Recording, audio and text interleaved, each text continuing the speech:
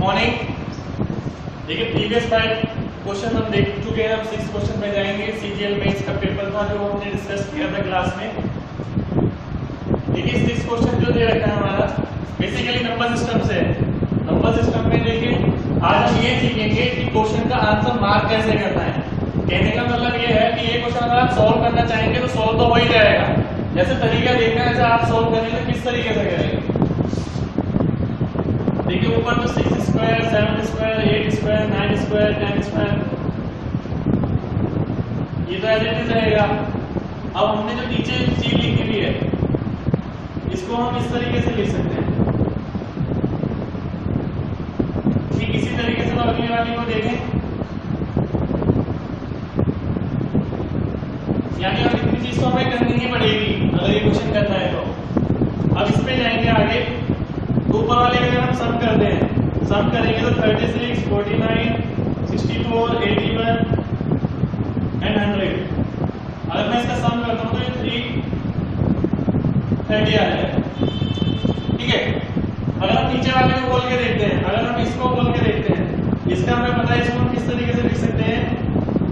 अगर ये 7 + 2 × √3 × 4 लिखा है और यहाँ पर अगर देखा जाए तो 4 + 2 × √3 × 1 लिखा है।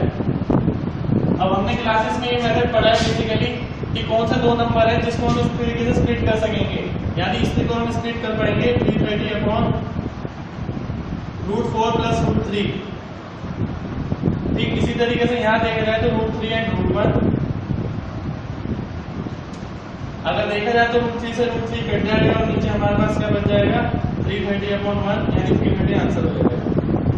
ये तो तरीका हो गया हमारा मेथड जो बनाने का, जिस तरीके से हम बना के करते हैं। अब देखते हैं कि हमें सिलेक्शन पॉइंट ऑफ व्यू से इसके अंदर कैसे सोचना चाहिए था। देखिए अगर ध्यान से देखा जाए ऊपर वाली चीज जो है इसका सम तो हमें निकालना ही पड़ेगा, वो हमने यहाँ भी निकाला है, इसमें भी निकालना पड़ेगा। सम हमें पता है 330 आएगा।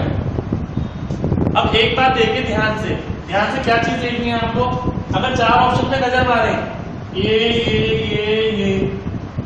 अगर A, B और C ऑप्शन की बात करें, इसके नीचे कोई एक नंबर आना है और A, B या C, ये तीनों आंसर कब हो सकते हैं?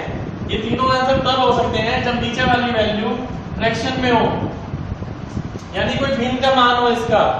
अगर ये कोई इंटीजर वैल्यू होगी यानी 1 2 3 4 तो ये तीनों आंसर कभी नहीं हो पाएंगे।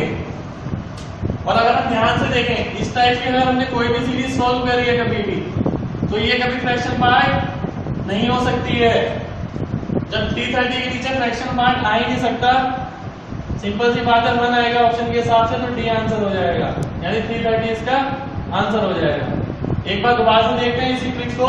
हमने क्या किया, हमने ये देखा कि ऊपर वाले जो नंबर थे सीरीज थी इसका सम आएगा 330, नीचे जो नंबर आएगा वो हमने देखा क्या होगा। हमने सॉल्व नहीं करने की कोशिश करी थी, हमने ये देखा कि जो नीचे नंबर आएगा ये अगर फ्रैक्शन में होता है तभी ये वाली वैल्यूज पॉसिबल है, अदरवाइज ये वाली वैल्यू पॉसिबल है ही नहीं। और हमें एक बात पता है इस टाइप की अगर हम कोई भी चीज सॉल्व करेंगे तो फ्रैक्शन में पॉसिबल है ही नहीं।